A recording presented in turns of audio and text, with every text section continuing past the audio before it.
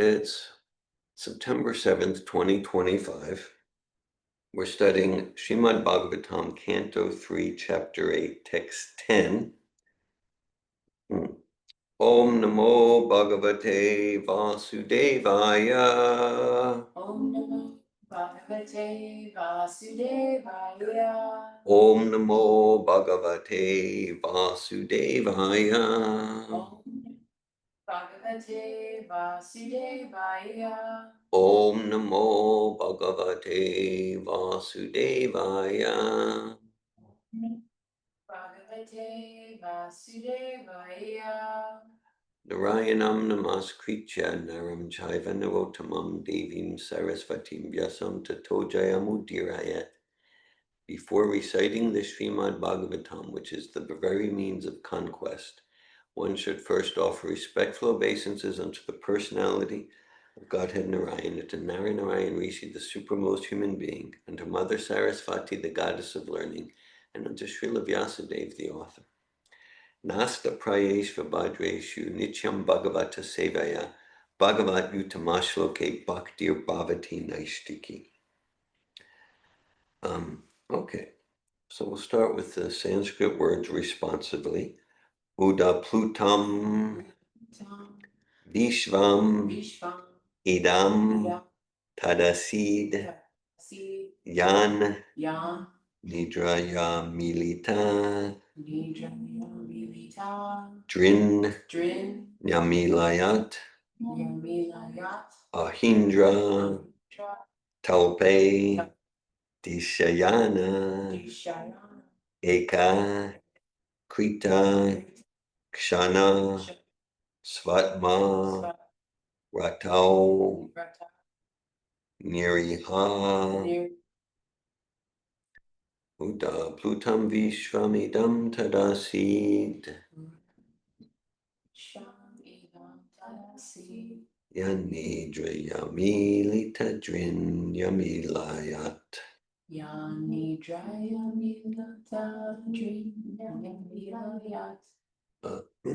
Ahindra Talpe Dishayana Eka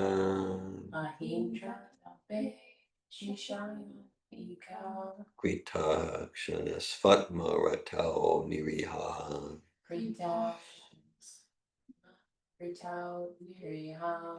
Uda Plutam Vishvamidam Tadasid Yanidrayamilita Drin Yamilayat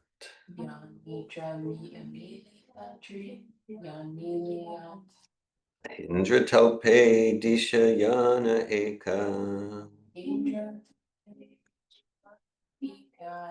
Krita Kshana Svatma Ratao Niriha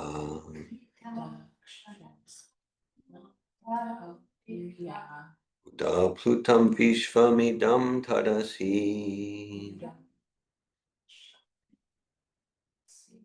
Yanidrayamilita Drin Yamilayat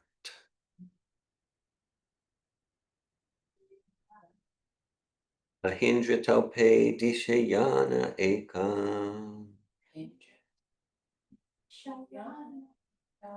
Krita Kshana Svatma Ratao Niriha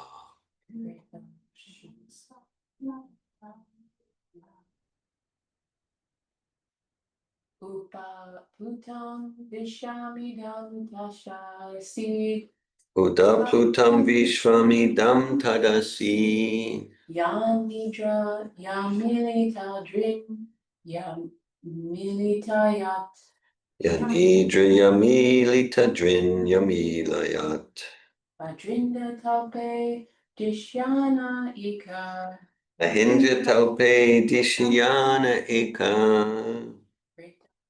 Shana Bhatya Ratau Nira Krita Kshana Svatma Ratao Niriha Uda Plutam Vishvamidam Tadasid Yanidrayamilita Drin Yamilayat Ahindratalpe Dishayana Eka. Pitakshana Svatma Rato Niriha. Would anyone online like to lead the chanting? Okay, we'll examine the word meanings. Buddha, Buddha, water. water. Aplutam, submerged in. Vishvam, the three worlds. Idam, this. Tada, at that time. Asit, it so remained. Yat, in which. Nidraya, in slumber. Amilita, closed. Drik, eyes. Namilayat, not completely closed. Ahi Indra, the great snake Ananta. Helpe, on the bed of. Adishayana, lying on. Eka, alone. Kritakshana, being engaged. Svaatmaratao, enjoying in his internal potency. Niriha, without any part of external energy. Translation. This is Sri Maitreya speaking to Vidura Mahatma, and he's entering into quite an extensive description of the creation process.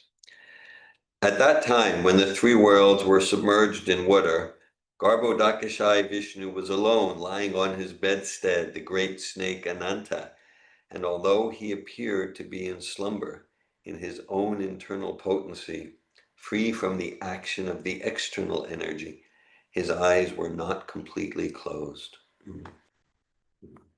Purport by His Divine Grace A.C. Bhaktivedanta Swami Prabhupada.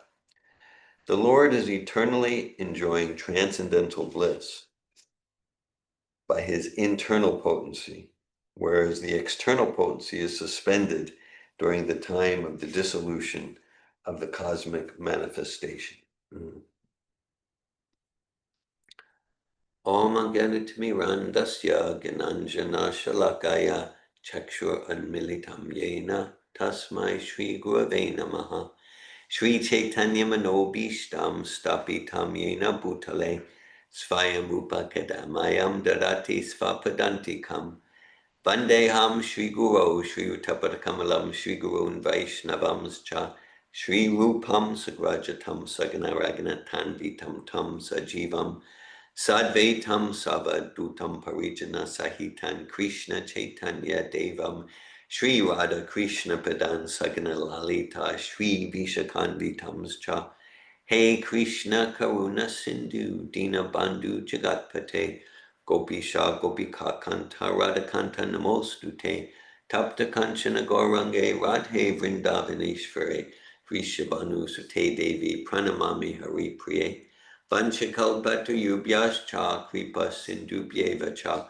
Patitanan Pavanebhyo Vaishnavebhyo Namo Namaha Jai Shri Krishna Chaitanya Prabhu Nityananda Shri Advaita Gadadara Shri Vasadi Gaura Bhakta Vrinda Hare Krishna Krishna Krishna Hare Hare Hare Rama Rama Rama Hare Hare Nama Om Vishnu Padaya Krishna Prestaya Bhutale Srimate Bhaktivedanta Swami Niti Namine Namaste Saraswati Devi Gravani Pracharine Nirvishesha Shunyavadi Paschatya Desha Tarine Srimad Bhagavatam Canto 3 Chapter 8 Text 10 Uda Plutam Vishvamidam Tadasi Dhyani Drayami Lita Drin Yami Layat Ahindra Talpe Dishayana Eka Kritakshana Svatmaratao Niriha. At that time, when the three worlds were submerged in water, Garbhodakashayi Vishnu was alone, lying on his bedstead, the great snake Ananta, And although he appeared to be in slumber in his own internal potency, free from the action of the external energy, his eyes were not completely closed. Hare Krishna. Okay, so this is the Srimad Bhagavatam. This is the natural follow-up book to Bhagavad Gita. We could call it like that. And so Bhagavad Gita, you might say the closing, conclusive instruction. Saradharman parityagya mamekam sharanam vraja aham tvam sarvapapebhyo mokshaya ma shucha. Krishna is encouraging Arjuna, give up all religious process, yoga process, and just surrender to me. I shall deliver you from all sinful reactions. Do not fear. So engage in bhakti. Bhakti mama vijanati yavanyash tasmi tatpata tatumam tatpato gyatva vishate tadanantara. That to actually know the personal source of existence, the method is bhakti. Other methods won't be effective for that. There are so many other methods: Raja Yoga, Karma Yoga, Siddhi Yoga, in Jnana Yoga, and they're all meant like all rivers lead to the sea. They're meant. It's the Supreme Personality of Godhead through its pure representatives meeting different peoples and groups of peoples, meeting them where they're at, and bringing them towards pure devotional service to the Supreme Personality of Godhead. Right, so we start each class in our invocation, Om Namo Bhagavate Vasudevaya. So that's where Bhagavatam starts. Bhagavatam starts with full surrender to Krishna. And it's Om Namo Bhagavate Vasudevaya. O my Lord, Sri Krishna, son of Vasudeva, O all-pervading personality of Godhead, I offer my respectful obeisances unto you. So, and then that's the first line of the first of the 18,000 verses of Bhagavatam. And then the Bhagavatam goes on in the second verse, Dharma Projita Koitvitra Paramonimat Saranam Satam Vejam Bastvam Achavastu Tapo Chayomulanam Srimad Bhagavate Mahamuni Kriti Kim Vapara Ishvara Sajo Vijya Varujate Trakriti Bishu Shushu Bis Takshanat. Completely rejecting all so-called religion with materialistic motivations, materially motivated religion. This Bhagavatam propounds the highest truth,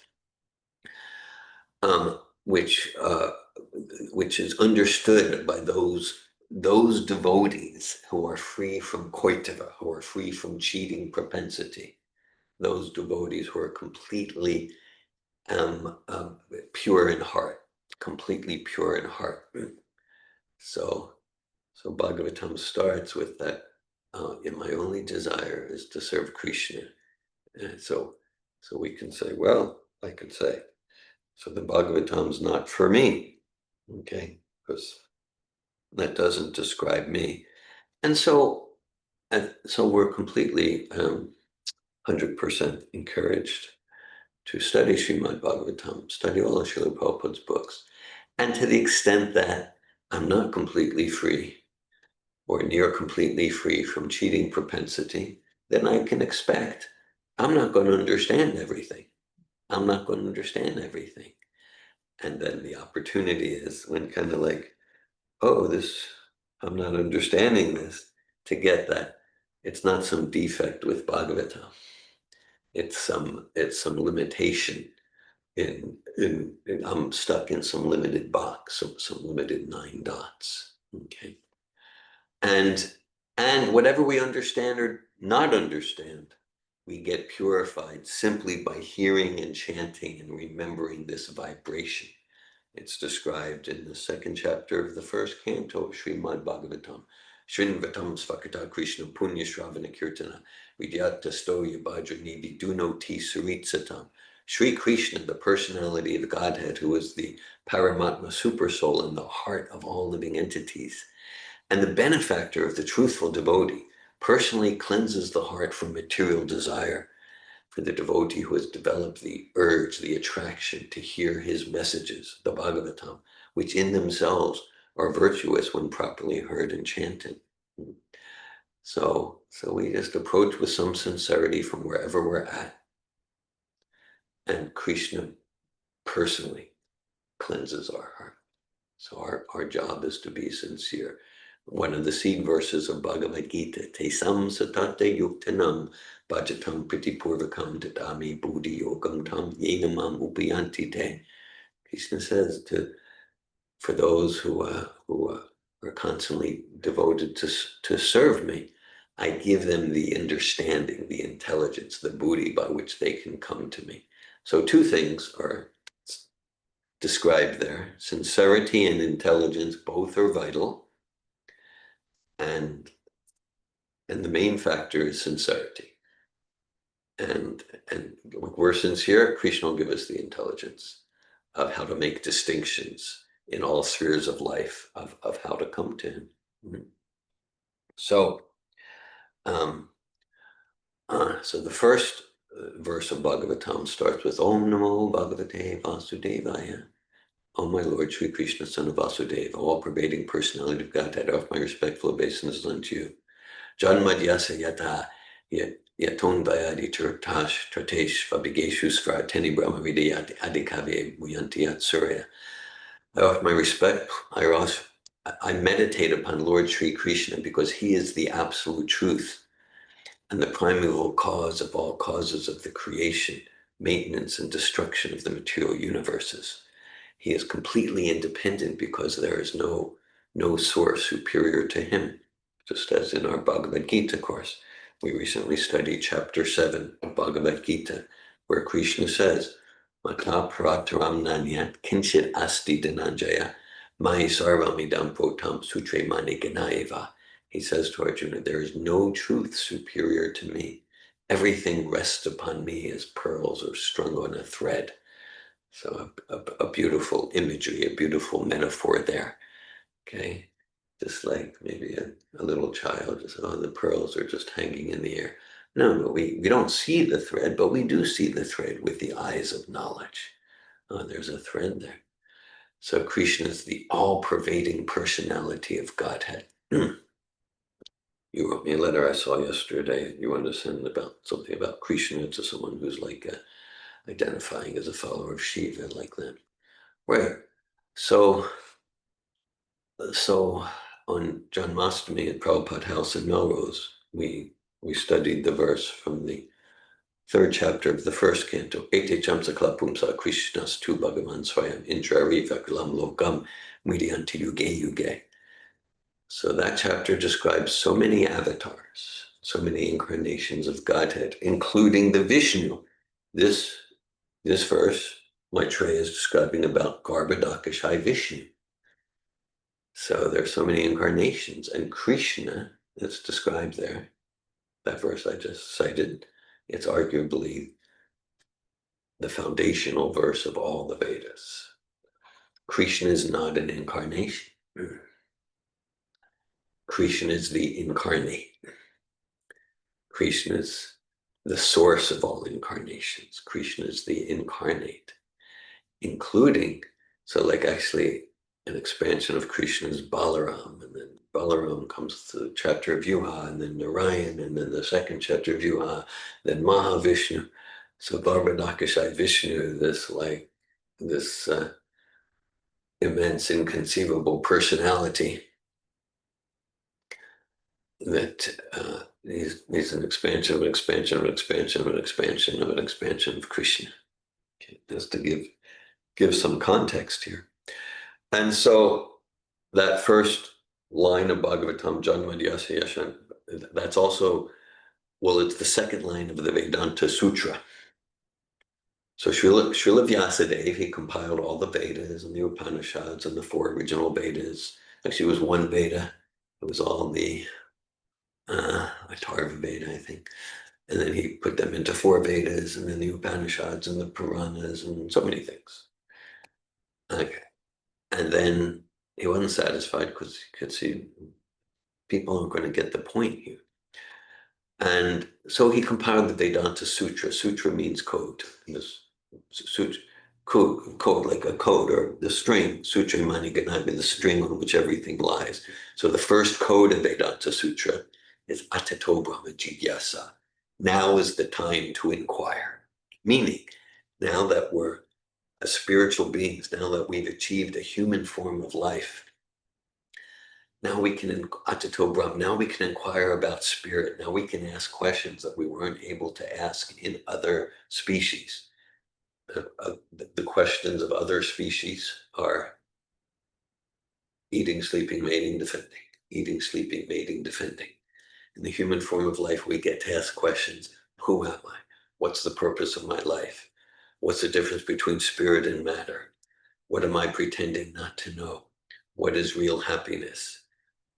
Yes, what happens upon the death of the body?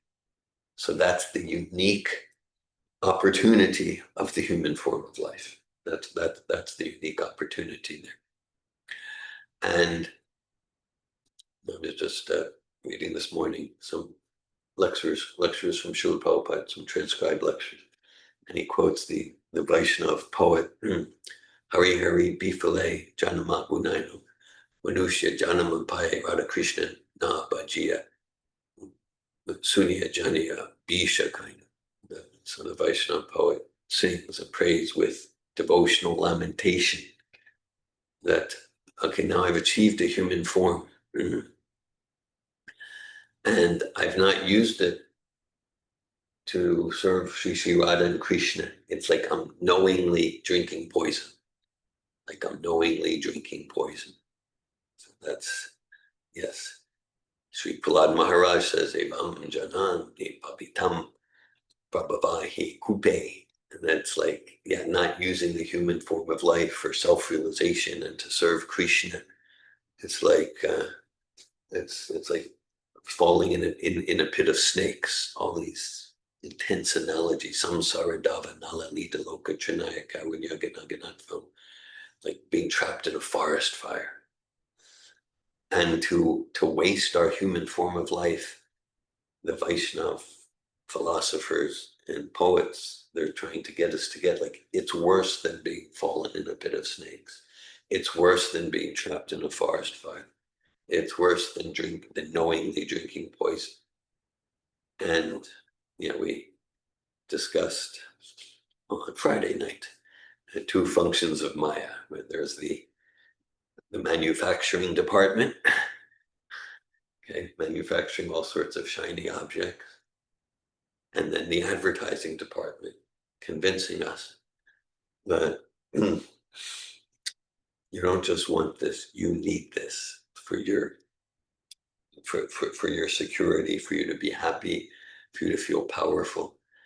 And then under the under the avranatmika shakti, potency of Maya, means the covering potency, that we're like suffering in a pit of snakes. We're in a blazing fire, everything.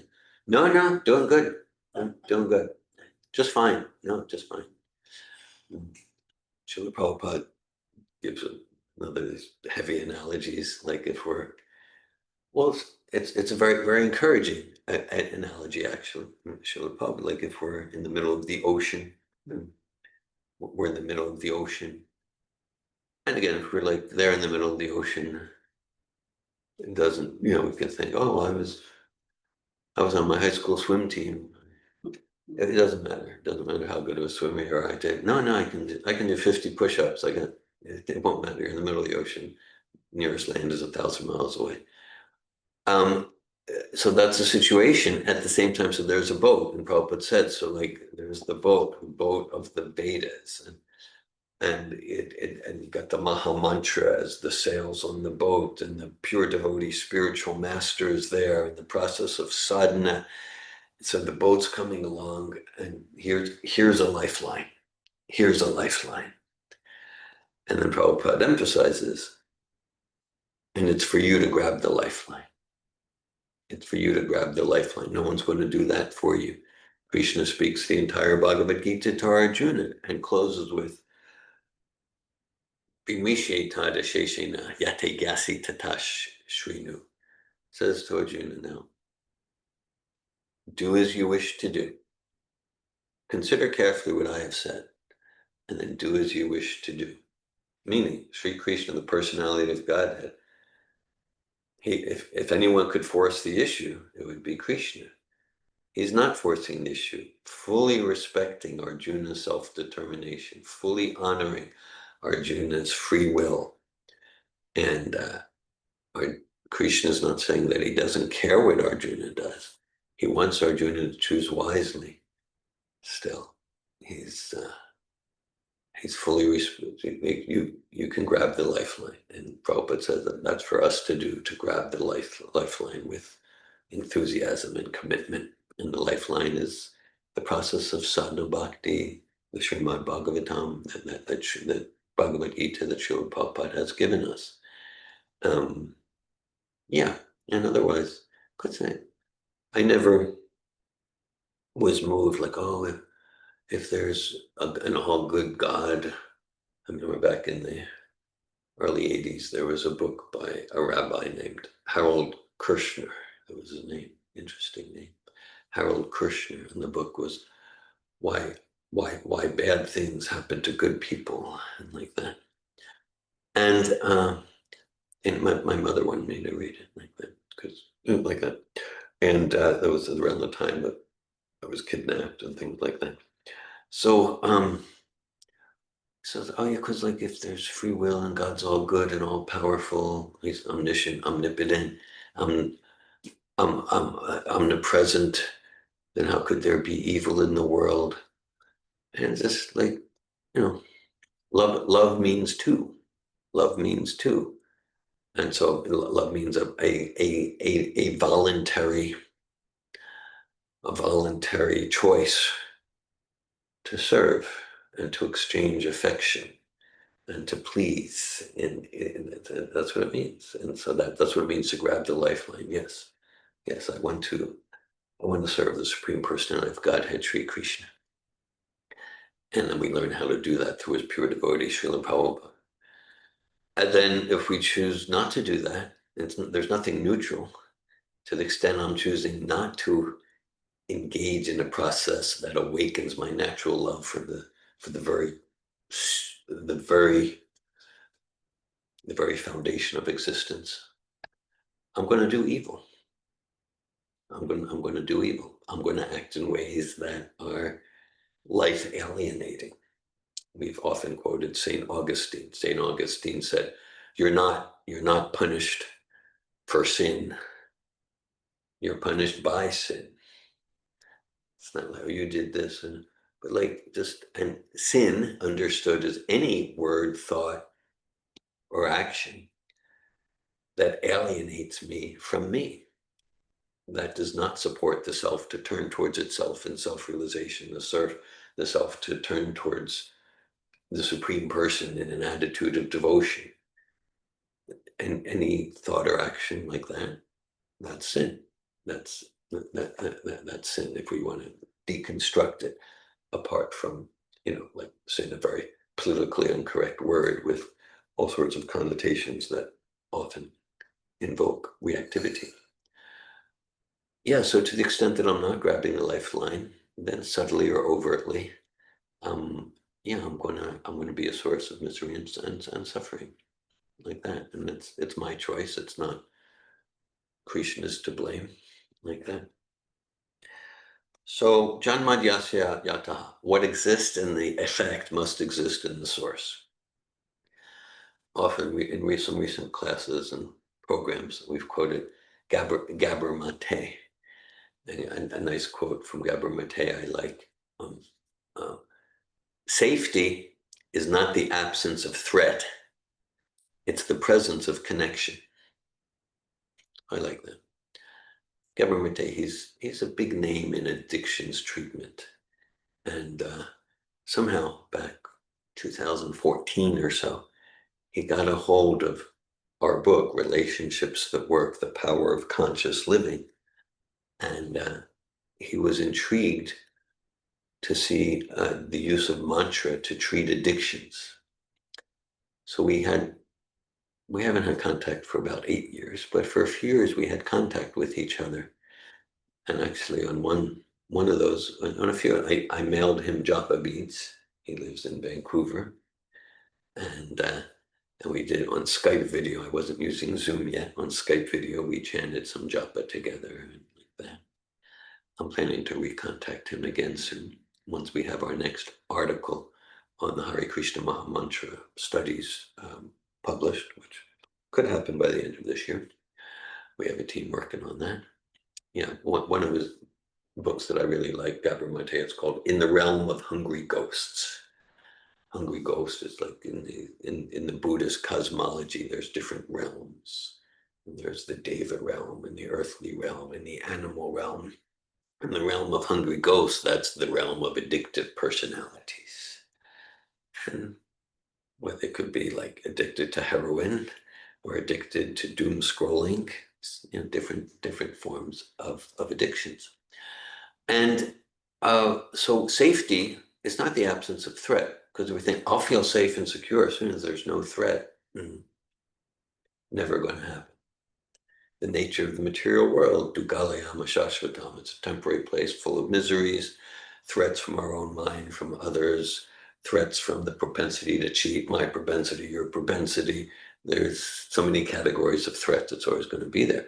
But it's the presence of connection. Now, I'm not saying that Gabor Mate necessarily had in mind connection with the very substratum of existence, Vasudeva, Om Namo Bhagavate Vasudevaya. But Vasudeva means the all-pervading person. And Antarasta Paramonochantarasta, present in fullness in each subatomic particle, Ishvaro Sarvabhutanam Videsh Arjunati, she's to be present in the heart of all living entities. So that's the very core of our existence. So to the extent that we support each other to remember and connect with that core, that's real friendship. That's real love. Anything else is actually doing violence to each other. Actually, Prabhupada describes that in his purport to the 10th chapter of Bhagavad Gita, because that's a connection that I can count on. Suridam Sarvabhutanam, Krishna is the best friend of all living entities. So what exists in the effect must exist in the source. So that goes, the other day, one of the recent evening programs, I think it was Friday evening, we talked about like the feeling of being unworthy and undeserving, like that. So there's spiritual forms of it. We talked about Krishna's Kaviraj saying Jaganmate, Hoite Muni, Ye Papishta, Pusher, Kita Hoite Muni, Se Lagishta. He's actually feeling I'm lower than the worms in the stool. Right? We say, oh, maybe he needs a self-esteem seminar. No, but we can see that spiritual depression that moves him with unbreakable enthusiasm to reveal the Chaitanya Charitamrita. So everything, there's material dancing that entangles us in illusion and reinforces the bodily conception of life. And there's spiritual dancing. There's material friendship, so-called friendship, which essentially is a business exchange. And there's material everything. Everything in this world is a shadow of the real thing, including here. So here it's talking about the main point, the main theme of the verse is sleep. Sleep, okay? So this is yoga nidra. So sleep in material consciousness, that's complete ignorance. Complete ignorance. Now it's a very interesting study, because in some places in the Bhagavatam, the state of sleep is described as a relatively elevated state of consciousness. So it depends how we look at it. The susupta, there's dream sleep, there's susupta, deep sleep. So because, okay, our basic ignorance here is like, I think I'm this body. Yeah, I think I'm this body. David Wolf, I'm 64 years old. Okay, that's just like the whole illusion. Now, in one sense, Whereas when I'm sleeping, it's ignorance, it's tamas. At the same time, I'm free of the illusion that I'm thinking I'm this body and all the thing this body has to do, and I need to. There's that correspondence there, and I need to take care of the car. So, like, I'm free of that illusion. I am not identifying with the body. So there's something relatively elevated about the state of sleep. And then I'm identifying with a subtle body. I'm a bird flying. I'm being chased by a tiger. And then deep sleep, in the state of deep sleep, that's even more ignorant. And in a sense, it's even more elevated. It's a bit subtle here. Because in deep sleep, I'm not identifying with the gross body, and I'm not identifying with the subtle body either. Okay? I'm not identifying with the mind either. Okay. Now, it's not really like liberation, because I'm going to come in a few hours, I'm going to wake up, and then I'm thinking, oh, I need to do this, and I think I'm the doer, and like that. So there's intricate descriptions in the Bhagavatam. So anyhow, for our purposes here, we're focused on sleep is, and there's some pastime with Srila Prabhupada, at least once where he was about to go take rest. And he said, now I'm going to waste time. Now, of course, for like the pure devotee of Sri Radha Krishna, it's not a waste of time. And that's why, technically speaking, we're not speaking about Vishnu or Srila Prabhupada sleeping. Just like technically we don't say it's their birthday or they died. We say appearance day. It indicates full, conscious, purposeful lila, pastime, consciously serving mission. So we say disappearance day, appearance day. Sometimes in colloquial speech, Prabhupada will say Krishna's birthday.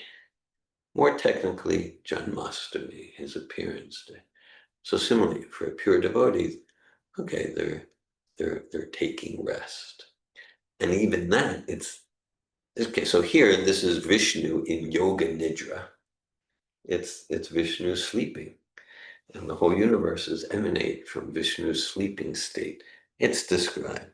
He appeared to be in slumber in his own internal potency, free from the action of the external energy. That's key. So it's not sleep like my sleep, just like Krishna's flute playing is like not like material music. Krishna's relationship with his cowherd boyfriends and the gopis, it's not like our friendship and attempts at romance. Completely different quality. Like just like from the shadow, we can know that the substance exists, and from the shadow, we don't get any substantial idea of what the substance is like. To get an idea of what the substance is like, that process is bhakti. That process is bhakti, and then Krishna reveals himself to us. So there's spiritual sleep. Even the pure devotee, like Srila Prabhupada, then yeah, even the consciousness is fully absorbed in Krishna and service to Krishna in the sleep. And even the consciousness, no, maybe it's like, we want to endeavor to follow that principle without imitating the details. But we can say, okay, yeah, I don't know for sure, like my dreams are all going to be about like the pastimes of Vrindavan or the verses of Bhagavad Gita. At least we can cultivate a mentality. Rather, at least we can try to cultivate a mentality around like I just enjoy sleep. It's sense gratification, and it's a big eating, sleeping, mating, defending. It's a big sense gratification. That's what animal life's about. But okay, at least let me try to cultivate a mentality. Let me rest the body wherever my dreams go. I'm not at the point of like, so absorbed in Bhagavatam, I'm going to just dream Bhagavatam or something. Maybe I am, but let's say we're not. Okay. But at least, okay, I rest the body so that I get to use it with enthusiasm tomorrow for Krishna's service. So then we're like moving towards spiritual sleep. Same with eating. Eating is a major sense gratification. For me, definitely 100%. And then we can at least endeavor to cultivate the mentality. Okay, let me commit to consume only Krishna Prasadam, and then to consume it in the spirit of nourishing my body to be able to have a healthy body to use in Krishna's service. After all, it's even the term my body is illusory. It's Krishna's body. I'm renting it, using it for Krishna's service. And so in that way, to the extent that we truly, because all the regulative principles, smartavya, satchitam vishnu, vismartavya, najatuche, all the regulative principles, there are so many, and we each have our relationship with the regulative principles at different phases of life.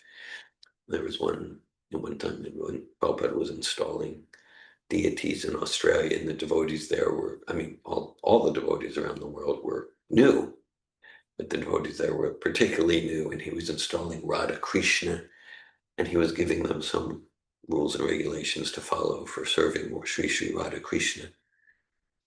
And devotees were kind of like, this is a lot. And like, and at one point Prabhupada said, he said, if I told you all the rules and regulations, you would faint. He says, I'm just giving a few like that. So it's not, so, yeah. So all the rules and regulations, Smartavya Satchitam Vishnu Vismartavya Najatuche, they're meant to inspire us, to bring us towards always remember Krishna, never forget Krishna. Anukuyasya Sankalpa Pratikuyasya Varjino. Accept what's favorable to serve Krishna and reject what's not favorable. That's the guiding reference point. That's the guiding principle. Niyamagraha in Srila Rupa Goswami and Nekar instruction. Yes, that would be text 2. Atyahara Prayashastra Prajapo Niyamagraha. He describes ways of being that are not favorable to devotional service. One is atyahara, which means to collect too much. Okay, yes. From my point of view, I got a whole lot of atyahara going on. Sometimes I hide it decently, but it's there. And yeah, how many old broken CD players from 15 years ago do I really need in this house? Probably don't need all 7, perhaps. Okay. Atyahara also means collecting too much in the belly. That's another form of atyahara. Prayashastra, prajalpo is gossip. Just blah, blah, blah talk. Blah, blah, blah talk that's not directed towards self-realization and Bhagavatam and super soul connection. And niyamagraha, it's one word that indicates 2 principles that are both unfavorable to advance in devotional service. One meaning of niyamagraha is to whimsically reject rules and regulations that'll be helpful. Like, here's the rule, it requires some discipline, it's going to be helpful, let me accept it. And another meaning of niyamagraha is to blindly follow rules and regulations, and we're missing the point. And we're missing the forest for the trees. And we're just doing, we're just blindly following, and it's not helpful. So of course, and there are, hundreds and thousands of rules and regulations. Even if we read Nectar of Devotion, we might think, okay, so am I supposed to offer 10,000 obeisances per day? Because we can, so Srila Prabhupada, that's what it means. He's our current living direct link to the disciplic succession. He gives us guidelines. Here's what's particularly important for you. Here's what's particularly important for you. And within those guidelines, we get to be responsible about how to apply those guidelines in our life. So I'll read the verse one more, and I'll be glad to hear if anyone has any sharing, questions, or comments. Srimad Bhagavatam, Canto 3, Chapter 8, Text 10. Uda plutam vishwamidam tadasidyanidhrayami litidrinyami layat ahindra telpe dishayana eka kritakshana svatma ratao niriha. At that time, When the three worlds were submerged in water, Garbhodakashai Vishnu was alone, lying on his bedstead, the great snake Ananta. And although he appeared to be in slumber in his own internal potency, free from the action of the external energy, his eyes were not completely closed. Hare Krishna. Thanks for giving your oral reception to Srimad Bhagavatam. I welcome if anyone would like to share anything or ask anything at this time.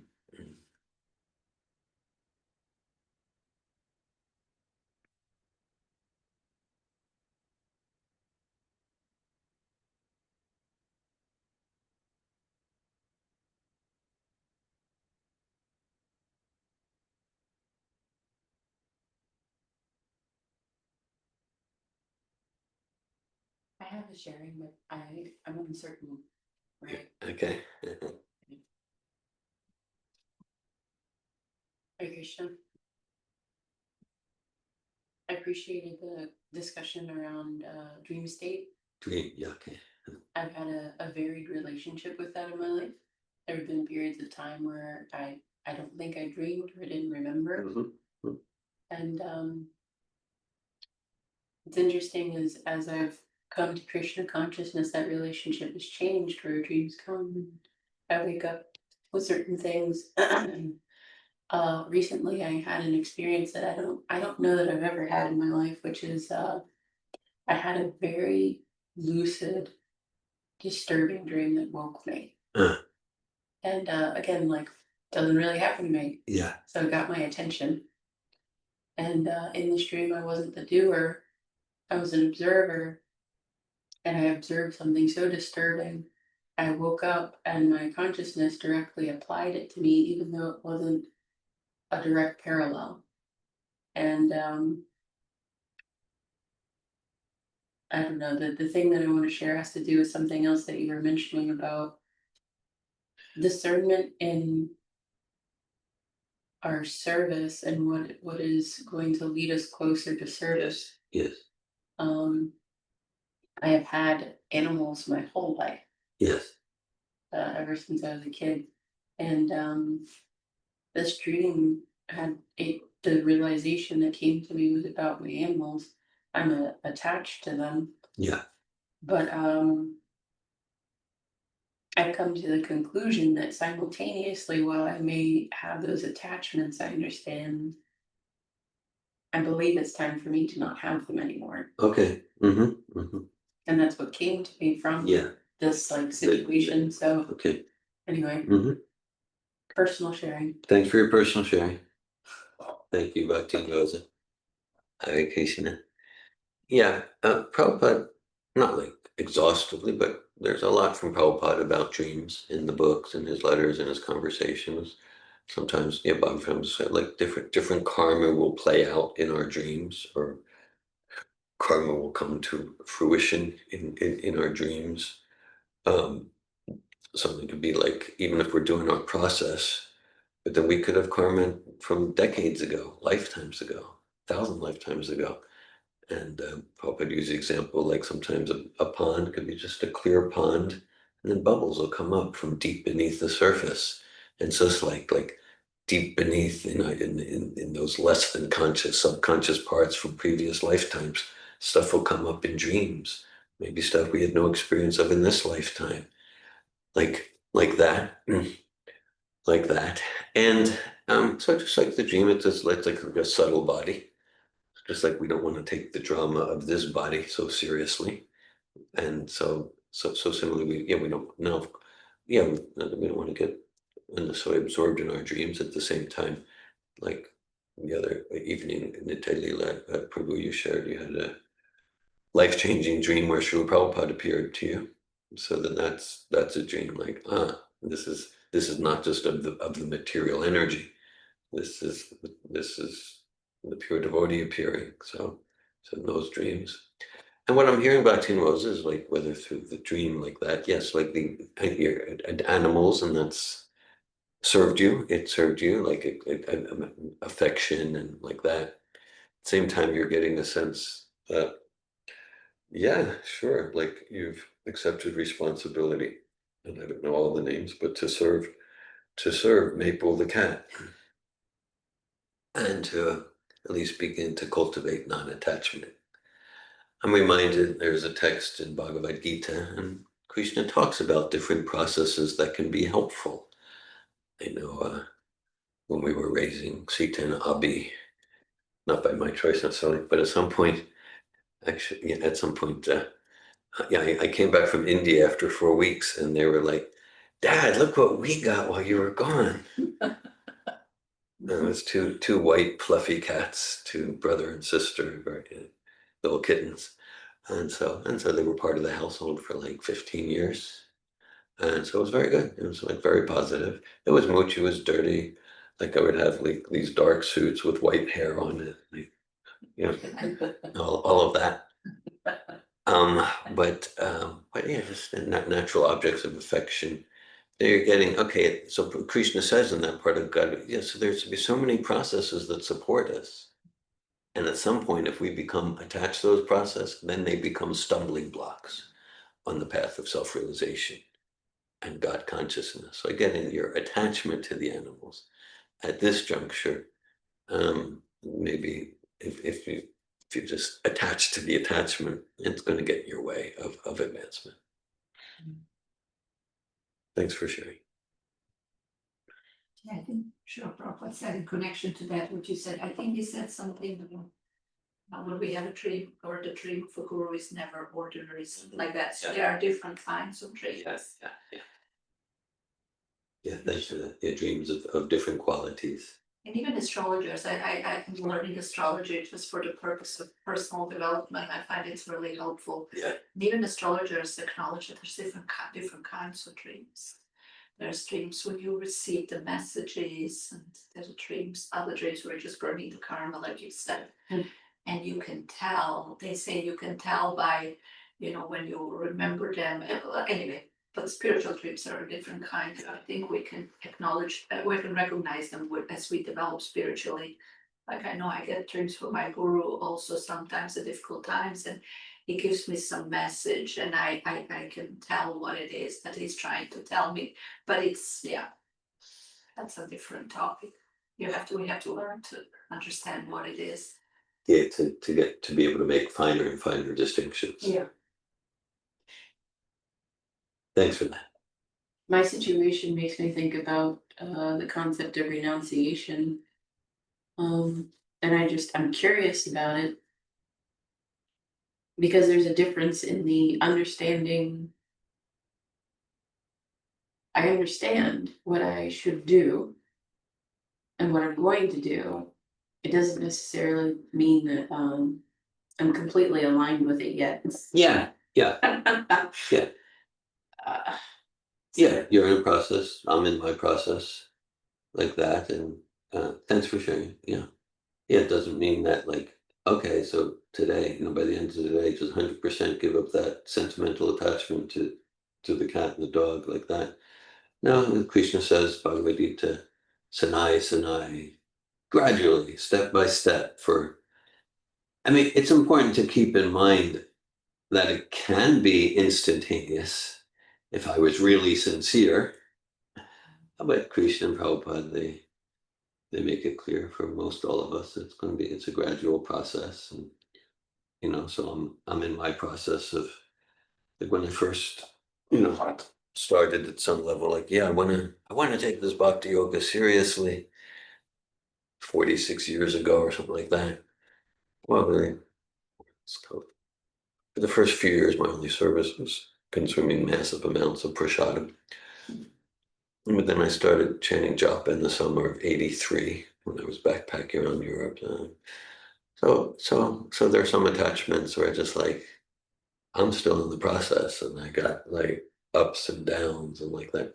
All in all, I'm happy to say that the curve is going up, but there's ups and downs, and um, some attachments more because like okay, when I kind of understood, then like I gave up meat eating, and that like even the attachment to that, I completely pretty much got rid of it pretty immediately. Like I never have a craving for it like that. But then other attachments, it's a gradual project. It's a gradual process, and we don't want to use gradual process as an excuse to not be urgent. At the same time, in that same teaching from Rupa Goswami in the Nectar of Instruction, with Uttahanischadaya Tata Karmapur, he says, and these are qualities that are helpful: patient, enthusiasm, and patience. Patience with ourselves. So that's the growth edge there.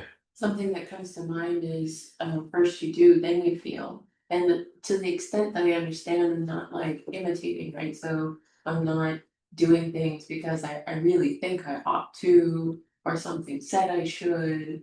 Like I have an understanding, like a knowing that this is for me. Yes, yeah. So the feeling will come. Come, yeah, Like, yeah. As we so, practice, yeah. uh, Yeah, it's not about being, there's related principles. Krishna cautions Arjuna, what can repression accomplish? Don't be a pretender. Yeah. Yeah, don't, let's not pretend I'm more renounced than I am. Yeah, for Arjuna to go to the forest because I'm like a Brahmin yogi. No, your yoga, pick up your bow, fight, like that. At the same time, to see, like, with our intelligence, this is going to be healthy for me spiritually, in the in the Shreya sense. Prayas is the immediate gratification. Shreyas is the long-term eternal benefit. This is going to be good for me. And even though I'm not feeling it, let me practice it. Let me do some renunciation. Let me practice. So that's not being a pretender. Being a pretender is like me showing I'm more renounced than I am to get adoration, or people think I'm spiritual, but kind of like, yeah, I wasn't feeling to get up at 3:30 a.m., but I disciplined myself, and then I'm glad I did it. And there's rewards from that tapo divyam, from that divine austerity. I do have a question in regard to that. Like, there's certain things we do just because we know they're good for us, right? Yeah, But there's other things that are like,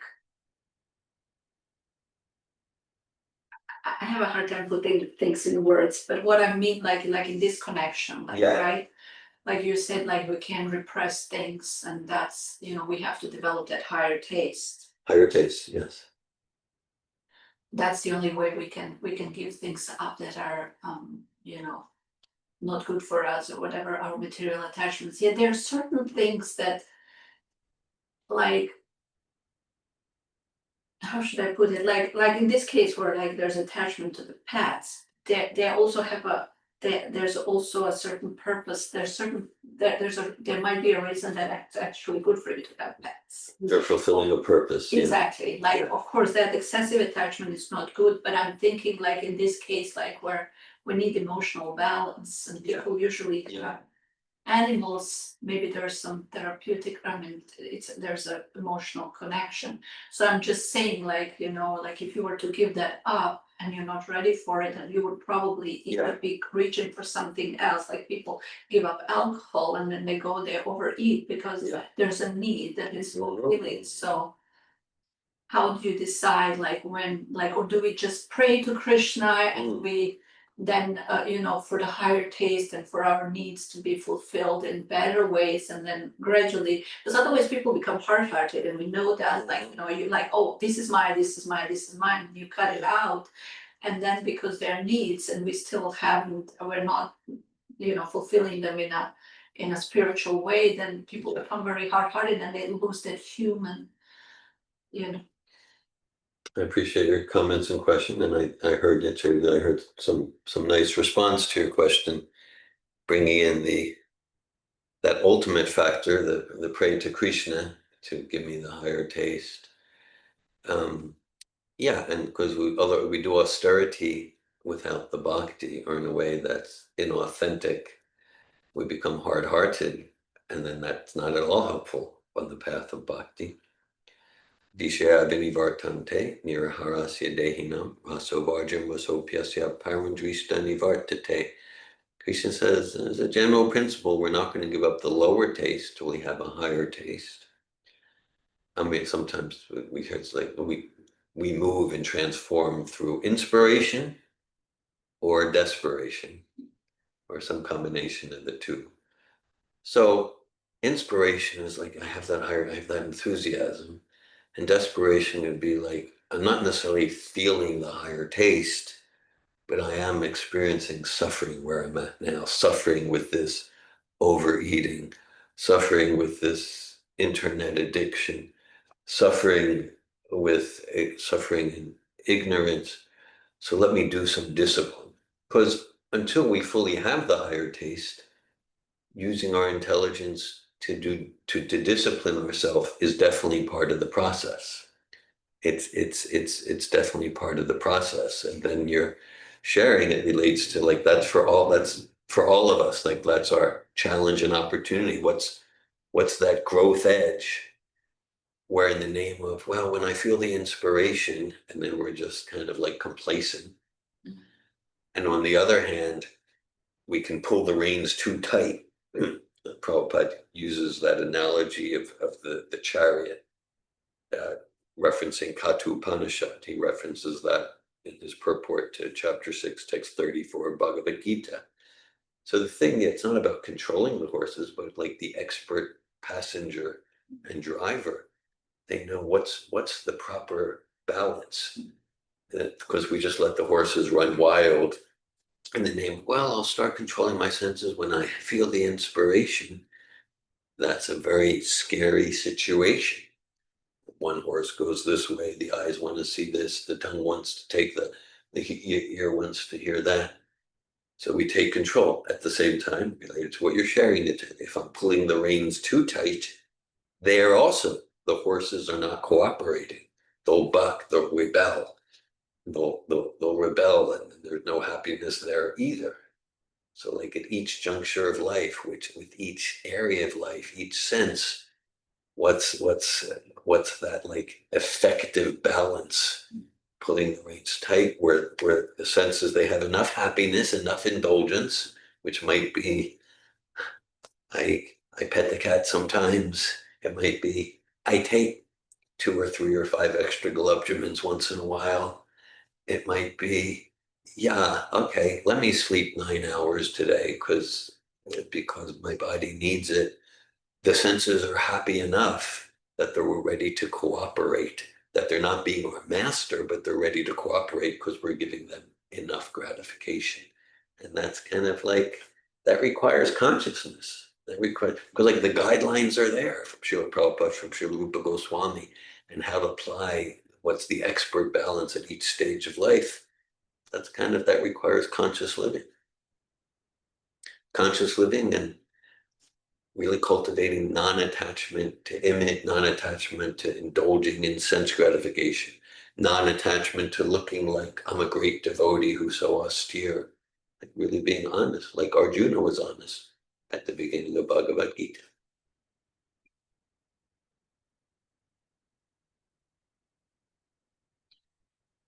Thank you for the conversation. Srimad Bhagavatam Ki Jai. Srila Prabhupada Ki Jai. Hare Krishna.